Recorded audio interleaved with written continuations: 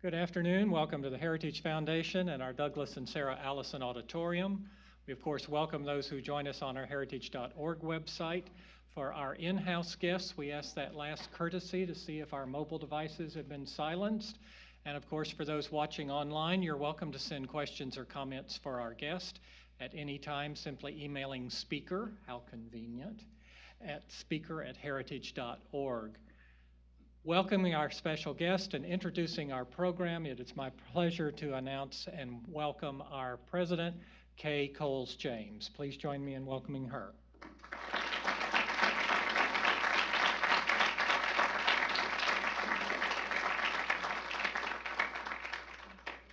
Welcome.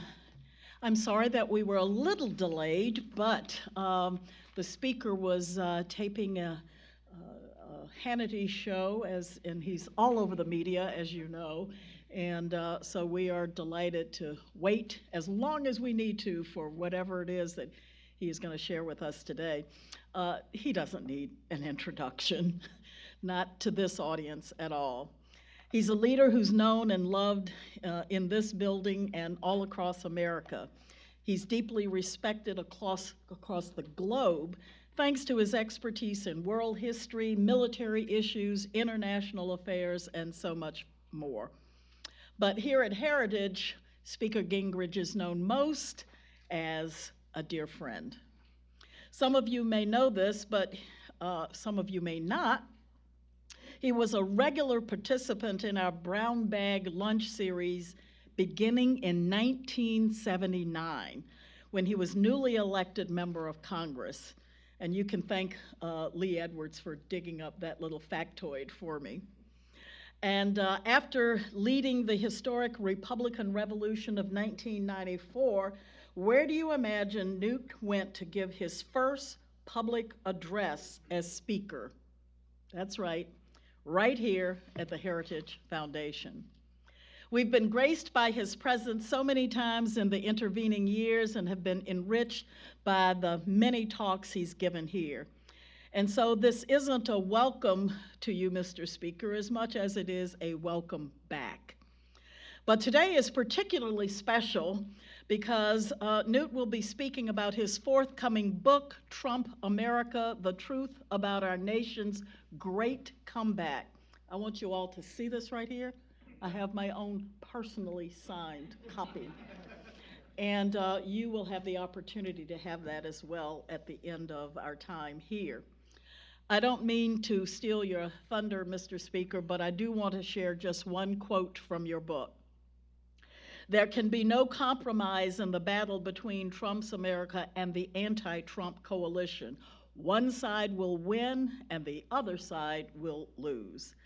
I know I speak for all of us here today when I say the odds of victory are immeasurably greater, thanks to the words and the wisdom you're about to share with us at this pivotal moment in the history and the time of our country. Mr. Speaker, dear friend, welcome home.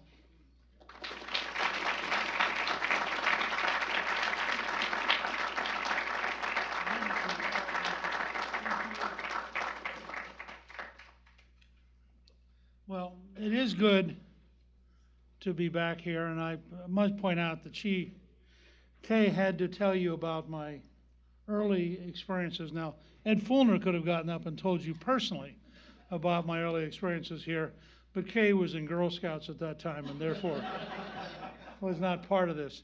But I have had a very long, very close relationship with Heritage. Heritage has played an enormous role in the development of conservative ideas and conservative governance, and so it's always, to me, a natural place to come to talk about ideas. I do want to share one little thing about how my life has changed. As some of you know, my wife Callista is the ambassador to the Vatican, and I sort of liked, they saved my seat with a sign which says Speaker Gingrich. And that would not normally have mattered to me. That's a title I've had for a while. But recently I was at a dinner party in Rome, and there was a little sign for Ambassador Gingrich. And then when I went to find my sign, it said Consort Gingrich. And I thought I'd gone from Dr. Gingrich to Professor Gingrich to Congressman Gingrich to Speaker Gingrich to now Consort Gingrich. So I just want to thank you for not listing me as Consort Gingrich here at Heritage. But I have a hunch next time I come, that'll show up. Let me share with you briefly. And by the way, there is something particularly appropriate, I think, and fortuitous about being here today, because there's a Reuters poll that came out this morning that shows the Republicans now ahead in the generic ballot, which is such a huge change. I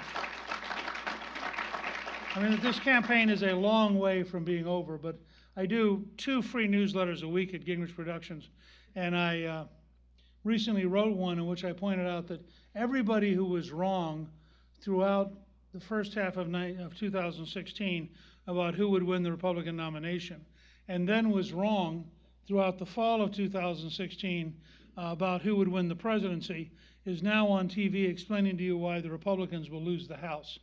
And I will just say to you, any person who believes they can tell you accurately today that the Republicans will lose the House is very foolish. This is a real campaign involving real choices. One of the reasons I wrote Trump's America is that it struck me that we needed to have a definition of what this fight was about.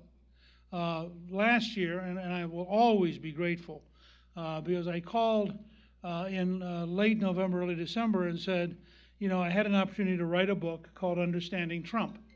And I give my good friend Randy Evans credit for this, because he called one day and said to Clifton and me, you have to write Understanding Trump. And we said, we're tired, we don't want to write. He said, no, trust me, a book that's entitled Understanding Trump will be really well received. And finally, after he browbeat us for a while, we said, okay. And then I had the problem of producing a book called Understanding Trump. So I called Ed and said, do you think Heritage would be interested in a series of speeches or lectures that tried to explain Trump? Well, if you remember, in December, January, February of that period, as the president was being sworn in, there was a fairly high value in trying to explain Trump to a country whose elites had all totally just checked out. I've told everybody, in fact, when I just taped Hannity Radio a while ago, he was reminding the audience that I had said recently that at 8 o'clock on election night, the elites all knew that Hillary Clinton was going to be elected. I mean, there was zero doubt at 8 o'clock on election night. And at 10 o'clock on election night, the elites were all having to confront that Donald J. Trump had been elected. And that 2-hour period involved such deep psychological trauma that they have never recovered from what was in effect a psychotic experience. And that really explains the bitterness and the hostility and the anger that you see in reporters and you see in consultants, you see in the anti-Trump Republicans, who are all walking around. It's a variation on PTSD. And they're just all walking around shell-shocked, and many of them may never recover. I mean, they may, in fact, go into their retirement years in Canada still confused about this. And I did notice that actually immigration to Canada is up by some small number. Now, but what occurred to me, and with Heritage's help, I think we outlined a pretty convincing case, and it did become the #1 New York Times bestseller last year. And so, as I was talking through, you know, one of the things I can tell you is I've written like 37 or 38 books. Publishers love books that sell a lot. I mean, if you want affection in the publishing business, sell a lot. You'll learn how deep the affection is if your next book doesn't sell a lot, but it was interesting. So they, of course, came back and said, so what do you want to do? And we thought about it for several months, and the reason I wanted to write Trump's America is, with all due respect to the president, who is a remarkable figure and is changing history, and has shown a level of calm, steady perseverance under circumstances that normal people would have buckled and collapsed under. This is only half the story of Trump. This is also the story of America. There is an enormous well of American patriotism, American conservatism, American common sense that has been building up and building up and building up. And Trump came along to articulate and personify what people wanted. So it's this coming together of Trump and Trump's America that has made so big a difference. And you can see it beginning to work. I mean, he is, and I've worked with a lot of presidents over the years, and Reagan was remarkable in his own right. But I would say that Trump is in some ways the most unique person I've ever worked with. That he is tactically at times not very well organized. On occasion does things I think I can't figure out why he's doing them. Said to him one time, 10% less Trump would be 100% more effective. And he sort of looked back and he said, what are you talking about? You talking about my tweets? And I said, I like 80% of them. He said, no, it's got to be 95. It can't be 80. And he wants to negotiate over what percent of his tweets I like. And I'm thinking, this is crazy. But behind that tactical fluidity is enormous strategic steadiness. If you look at how disciplined they've been and who they're nominating to federal judgeships, it is an astonishing performance. And if you look at their toughness in saying to states that have 2 Democratic senators, not our problem. We're not paying any attention to Senate rules that give you a veto. And they're just running over them. And the judgeships actually are the number one thing that Mitch McConnell can claim that is truly remarkable is the way in which they have driven through judgeship after judgeship with a very narrow majority. And it's just been a sheer act of will. But they've had Don McGahn and the team working for the president and Leonard Leo at the Federalist Society have had a very disciplined approach. Second, you look at deregulation. I mean, the news media is over here jumping up and down about Stormy Daniel or whatever the next opportunity to avoid conscious thought is. And over here, you have the most successful deregulation in American history. Just calmly, steadily grinding away, taking power out of Washington, taking power away from bureaucrats. It's a remarkable achievement. The president said for a year and a half as a candidate and then as the president that the Iranian deal was a bad deal. Imagine the shock among Europeans when it turned out that the term bad deal meant bad deal. And he actually, unlike the politicians they're used to dealing with, he actually acted on what he said he believed. And by the way, he gave them months to come to him with a better opportunity, and they couldn't get their act together. And he said, well, if you could have given me a way to get to a better deal, I'd have done it, but since you didn't, I'm killing it. And if you saw Pompeo's speech yesterday, the Secretary of State, in a calm, steady way, outlined a warning to the Iranians that is really pretty chilling and pretty tough. And to the Europeans. Basically what he's saying to the Europeans is, you want to deal with Iran? Fine. They do. They have a $25 billion economy for imports. You sell us $720 billion. But if you'd like to give up the $720 billion, we'll find substitutes. It's okay. We're not offended. But you're not going to do both.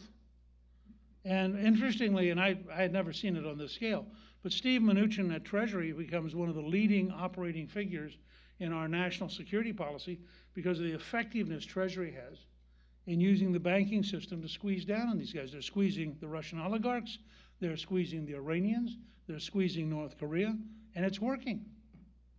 In fact, I would argue that if you want one view of thinking about Trump, would be to read a good biography of Palmerston, who was the British Prime Minister in the middle of the 19th century, who was very clear who he represented. He represented Great Britain.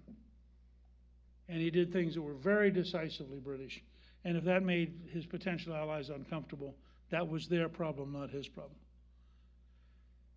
Trump had pledged, and this is something I happen to feel personally about because I was one of the co-authors of the bill, Trump had pledged that he would move the embassy to Jerusalem. I think every presidential candidate starting in 2000 had pledged that they would move the embassy to Jerusalem. The great shock, of course, was that when Trump said, I'll move the embassy to Jerusalem, what he actually meant was, I'll move the embassy to Jerusalem. Now, you can imagine in the academic classes of America where everything is deconstructed, and I'll move the embassy to Jerusalem actually is supposed to mean We will have a long and meaningful discussion at the end of which nothing will happen, but you'll know how sincerely I wanted to do something positive, if only it wouldn't have been too hard. And instead they're faced with a guy who actually kept his word. And so I think you see this steady, relentless pursuit. He understands better than anybody that one thing will decide his reelection more than anything else, and that's the state of the economy. And Gallup reported yesterday the highest percentage of Americans who believe you can get a good job in the history of asking that question. It was now at, I think, 64 or 65% of the country believes it's possible to get a good job. Under Obama, about 65% thought it was possible to get food stamps. That's how big the difference is in the outlook. That's how fundamentally different.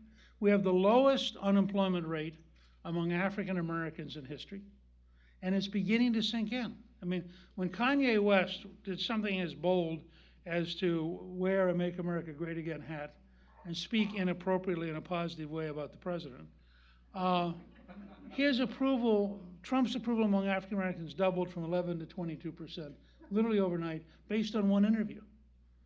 Because all of a sudden, people who don't watch Fox News, don't read National Review, weren't, suddenly said, oh, let me think about this. My prediction is that you will probably see Republican candidates this fall get the highest percentage of African American vote since Eisenhower. And that you see, and the reason is practical. You have a president who thinks it's good to go to work. You have a president who wants your family to have more money.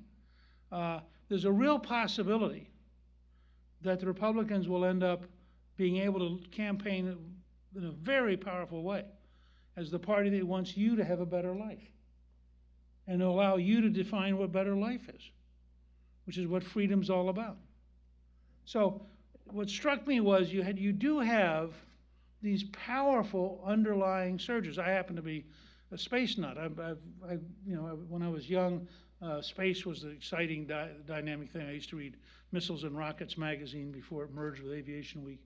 And I still remember the first landing on the moon. Well, you have in Trump and Pence two people who are really committed to dramatic changes.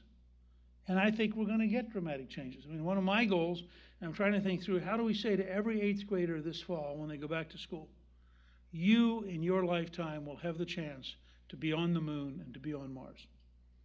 Now, this is not the NASA traditional, we're going to find 4 astronauts, it's going to be really elegant, you're going to think it's terrific on TV, and then 20 years from now we'll do something else. This is, we're going to colonize the solar system. We're going to open up a permanent base on the moon. We're going to build materials starting with you can develop rocket fuel off what's on the moon, and we're going to go to Mars. And we're not going to go to Mars in little bitty tiny things with 3 or 4 people in claustrophobia. Because what you're having, and by the way, there's a great book by a Washington Post reporter called The Space Barons. And and this is why it's Trump's America, not just Trump. Because what you have, somebody who's not necessarily pro-Trump, Jeff Bezos, is personally spending $1 billion a year building rockets. So all of you who shop at Amazon are indirectly helping the American space program. And he's wealthy enough, he can basically right now spend $1 billion a year for about 2 centuries.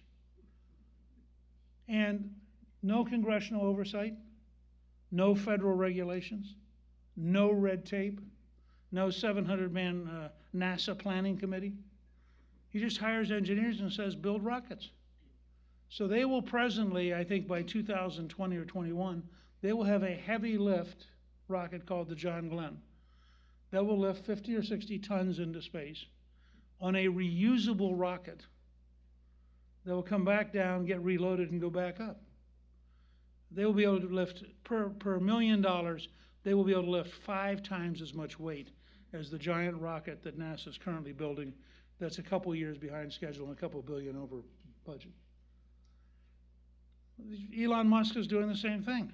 And this book called The Space Barons looks at Musk, looks at Bezos, looks at Paul Allen, who has a totally different model, has just built the largest airplane ever built in order to carry rockets up to 50,000 feet and launch them. and looking at Richard Branson, who wants to literally run, Virgin Galactic, so you can fly into space as a tourist the same way you could fly to Europe on one of his airlines.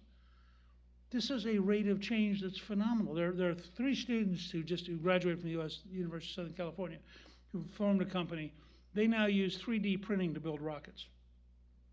And the rockets work. There's a totally different world coming down the road. And Trump represents the willingness of an entrepreneur to cut through the red tape, cut through the bureaucracy. When I was very struck when he signed the recreation of the Space Council, which had operated under Reagan and Bush. He said, it's very important to think big. And he stopped and he said, let me repeat this. It's very important to think big. And that's part of what makes him so different. He is trying to arouse a country. It's not about the bureaucracy. It's not about politics. It's not about the White House staff.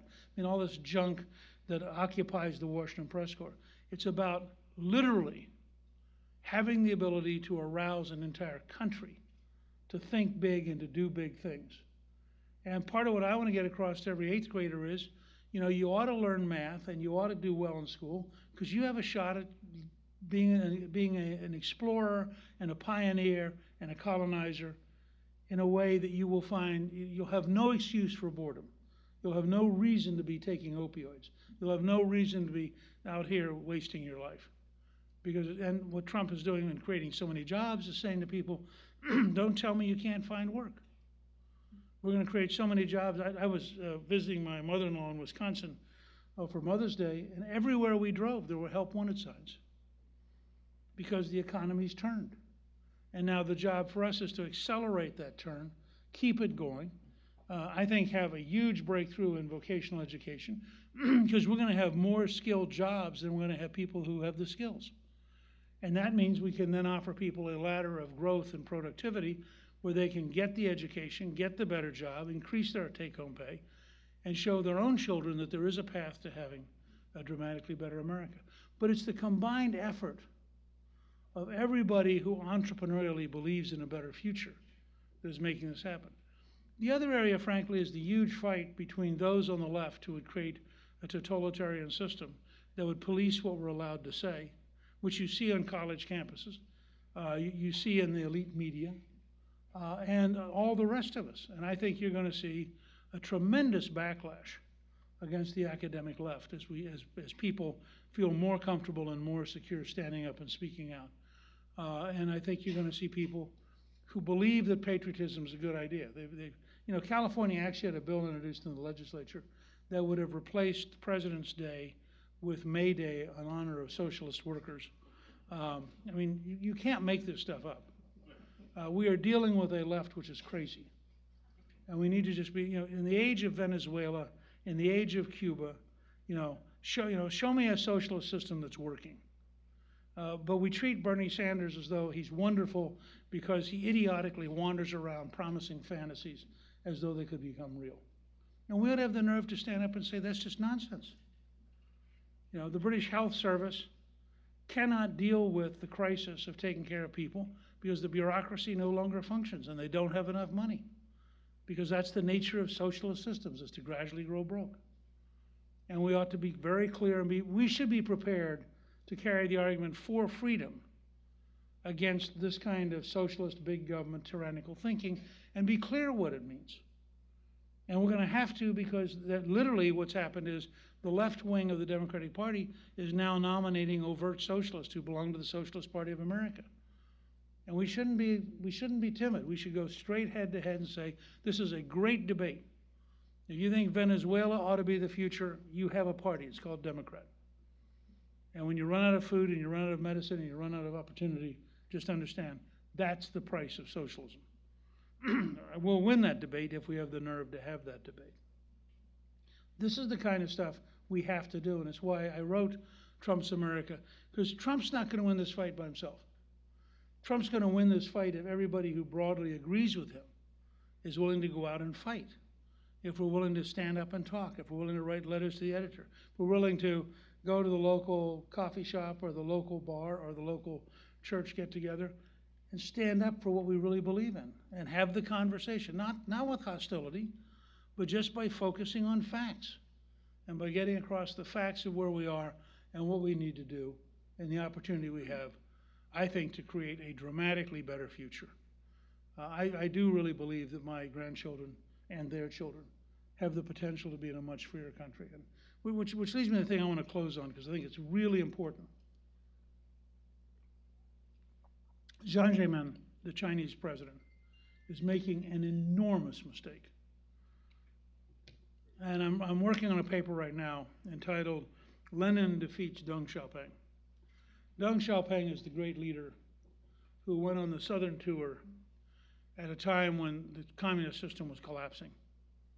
And he said, if we don't find a way to open up the system and to create capitalism, to attract investment, to improve the lives of people, they're going to throw us out because communism ain't working. And he came up with a simple phrase that he didn't care whether it was a black cat or a white cat as long as it caught the rat. There's actually a city in China that has a huge bridge that has a black cat and a white cat guarding the bridge. It's a great symbol. And they went through a very wrenching period of opening up the society, and it worked. It turned out that free enterprise was enormously powerful at enriching the Chinese people. Jiang Zemin has decided that, in fact, Lenin was right, and that what we need to do is create a totalitarian system in which every single person in China will have a score.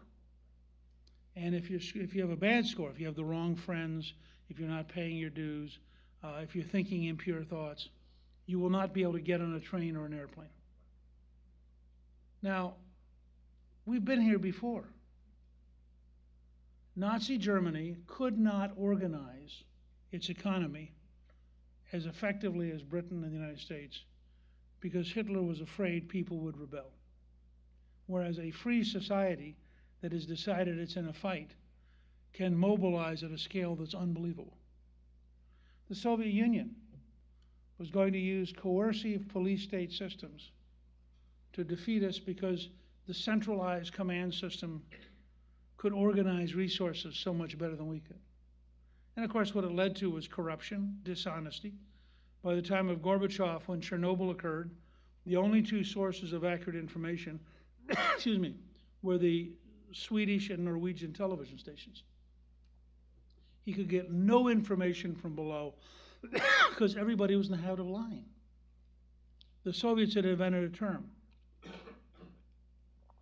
The state pretends to pay us and we pretend to work. And the whole system collapsed. And when Gorbachev went to perestroika and glasnost, one of his key elements was to eliminate corruption.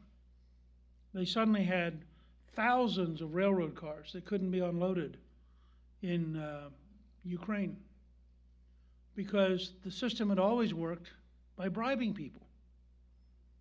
And when they came along and said, well, we can't bribe you anymore, they said, fine, then we're going to work the real hours. And if we work the real hours and we're going to follow every single rule and regulation, you're not going to get your railroad car unloaded. And the whole system began to grind to a halt because it had been so filled with corruption as a way of coping with the failure of the system.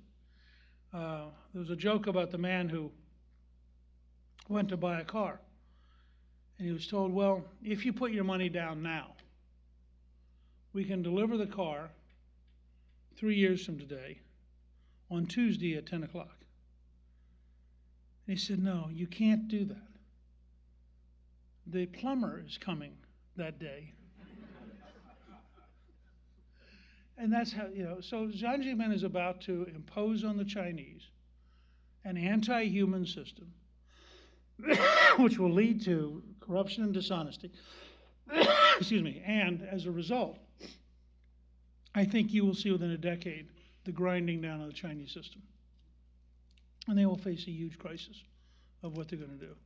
Our job, having skirted past the massive corruption of the Clinton team, having managed to survive the centralized bureaucratic left-wingism of Obama, our job is to reassert human freedom, to reassert entrepreneurship, to reassert the right of every American as endowed by their Creator to pursue happiness, which they get to define, not the state. And then to say to the people of the world, look, there are two systems here. If you prefer being in a slave system controlled by a centralized authority, follow the Chinese. If you like the idea of being free, controlling your own life, being able to define your own future, then work with us. And that will be the great contest of the next 30 or 40 years. And the reason it's so important in 2018 and in 2020 that Trump's America wins is that we represent the forces of freedom against the forces of socialism and tyranny. We represent the forces of prosperity against the forces of poverty and welfare. And we represent the forces of opportunity against the forces of envy, hatred, and demagoguery. And therefore, we collectively have an obligation, I think, not just the president, but all of us who believe in these values have an obligation. And that's why I hope that Trump's America will reach out and convince people that this is a fight worth winning. Let me, for a few minutes, toss it open for questions.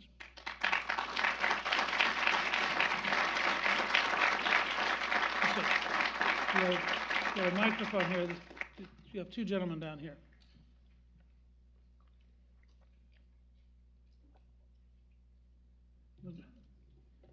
Sorry, somebody. Oh, thank you for coming. My name is Mitsuo Nakai at the Heritage Foundation. Regarding North Korean nuclear crisis, they're having a meeting today, but about 15, 20 years ago, I was not optimistic. And today, I'm still not optimistic. According to nuclear experts, they said this denuclearization is a long and complicated process. That's number one. Number two, military exercise is one of many sticking points. So can you comment on those? Sure. I think the president said it pretty well to the news media today. We would like to meet. We'd be happy to meet. We're not going to lift any sanctions. We're not going to back off. We're not going to trust them. You know, Reagan had developed the old Russian phrase, trust but verify. We think that the North Koreans have taught you to distrust, not trust. We're not going to play the games they played with past presidents. And then Kim Jong-un gets to decide. And I think in a very real sense, as I mentioned earlier, I think that Secretary Pompeo's speech about Iran yesterday, which was a very tough speech. That he gave here. I apologize. Let me put it in brief. Let me restate this. In the extraordinary important event at Heritage, where that's right, where Secretary Pompeo spoke. So am I getting a little better? Okay. I mean, all these years I still get coached publicly. I mean, it's that's the difference, by the way, between Kay and Ed. Ed would have told me afterwards, that was really stupid, you know he was here. She just intervenes publicly, gets it all worked up. Anyway, I think in many ways that speech was aimed as much at the North Koreans as it was the Iranians. Okay? There's a lady over here, I thought. Yes. He's bringing you a microphone. You're very on microphone. Creaky knees. Thank you, sir, for coming. Very interesting. When you were talking about the basis for this big issue between the Republican side and the Democratic side about the role of prosperity versus not prosperity, freedom versus non-freedom, underlying all of that is our Constitution that says all men are created equal. And that's based on the rule of law, where Lady Justice is blindfolded. With all the issues that we know about of the malfeasance and corruption, et cetera, related to prior administrations, if the population sees that nothing is forthcoming to punish that wrongdoing, how do you see that playing out? Well, I don't think that'll happen. I mean, I think and I actually have just to put another plug in, I'm back over here tomorrow for a planning session with the folks who are working on legal issues here at Heritage. Because I think this, one, I think this issue is so big and so complicated that nobody understands it. And I mean, I've been reading about it, working on it for years, and you try to piece together all the corruption of the Clinton Foundation and all the various things that Secretary Clinton did and all the things that her staff did and the way in which it was totally and deliberately mishandled by the FBI and the Justice Department. And then over here, you have all these things that have been done to the Trump team, and you try to put this all up on one wall to try to understand it. And it is just extraordinary. And I think it's going to take several more years to continue unraveling. But what's significant is it is unraveling. And having lived through Watergate and other examples, and compared, I mean, Watergate compared to this is like a teaspoon compared to the Atlantic Ocean. I mean, this is much bigger, much deeper, much more methodical corruption. There's just no comparison. And once these things start to break down, now, had Hillary won, we'd be in a different world. The corruption would have continued, and that's part of what's happened to these people. All of these people did things that were illegal on the premise that they were protected. That's why that 8 o'clock to 10 o'clock was so horrifying. You suddenly had people standing there going, I could go to jail. No, I mean that focuses you in ways you can't quite imagine.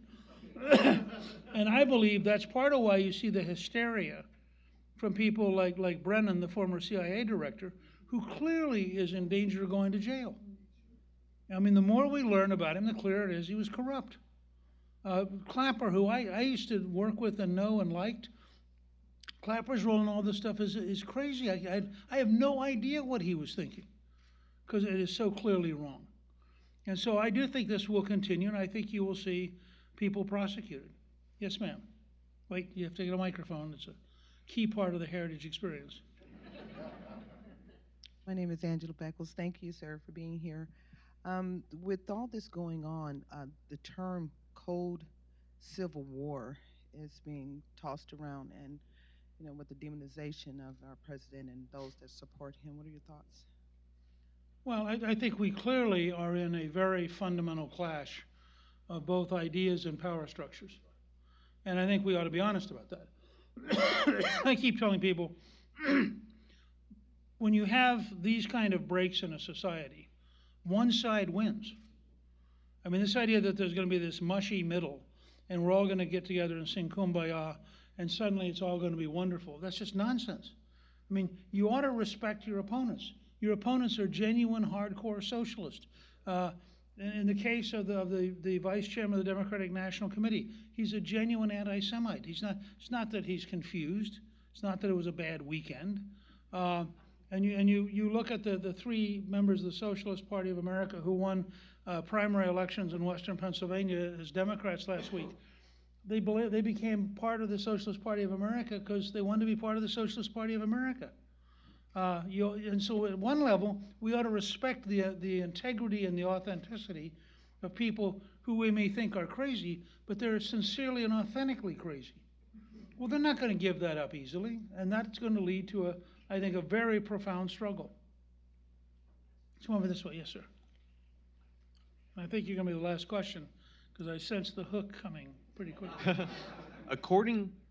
According to a study from the Victims of Communism Memorial Foundation, roughly 50% of American millennials would rather live in a socialist or communist country versus a democratic one.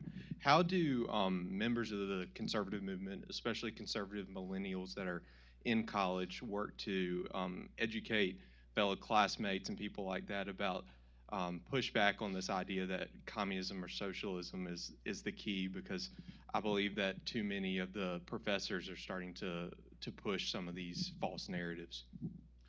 Well, I personally think that sooner or later we're going to have a major conflict about who's allowed to teach and whether you can be certifiably insane and still be a tenured professor. I mean, these are people. Look, we've gone through a cycle for whatever reason, probably going back to Marcuse in the '60s, we're in a cycle where if what I say has deeply emotional resonance, the fact that it has no meaning in the real world doesn't matter. So if I were to say to you that purple is the essence of truly loving people, and therefore you should always wear purple, and when you wear purple, I'll know you truly love people. And even if you're a scoundrel who steals from everyone, I'll know that your heart is pure because you're wearing purple. That gives you sort of the essence of the modern academic world. So they use words that are crazy. I mean, no reasonable person can look at Stalin's career or Mao's career or Lenin's career and come to believe that it worked. There's a famous story a friend of mine told me who was actually at the dinner, that when Gorbachev, after the fall of the Soviet Union, came to Stanford for a faculty dinner, that one of the faculty members said to him, "It is not that communism failed. It's that the Russians were unable to implement it effectively." And Gorbachev supposedly looked at the guy and said, "You would have to be an American college professor to believe it." And I think, frankly, I mean, one of the things I would love to see us do is set up a legal fund to encourage college students to sue their professors every time they teach things that are false. I mean, just as I think we should be in favor of a very dramatic increase in pay for public school teachers as long as they actually achieve something. And then say, look, you know, if you're actually going to deliver and your students are going to go to college, we ought to pay you a lot. And if you can't do that, you ought to go get a new job. Now, the teachers union, of course, will go crazy. But I don't think we should suffer the idea that we're going to allow tenured faculty members to continue to browbeat and lie to students about things that are clearly factually false. These are not philosophical things. Mao was a murderer. Stalin was a murderer. Lenin was a murderer. I mean, they set up systems of murder. The Cuban system put people in jail, impoverished them, and has them unable. We had a young lady who visited us 2 years ago who had actually come to the U.S. on a grant from the Cuban government to study tourism in the hopes that she'd go home. And she said she looked around and realized she would average $30 a month in Cuba. And so she had this really rational thought. What if I stayed here? And she didn't go back. I mean, she just said, it would be crazy for me to go back home, given what I can make every week here, and what I would make, you know, the number of years it would take me to make that. Well, but we need to be tough about going after these people. And we also need to encourage news media to coverage Venezuela. I mean, Venezuela is a perfect example of the natural result of kleptocratic socialism. It is Bernie Sanders' idea of the future. Thank you all very, very much.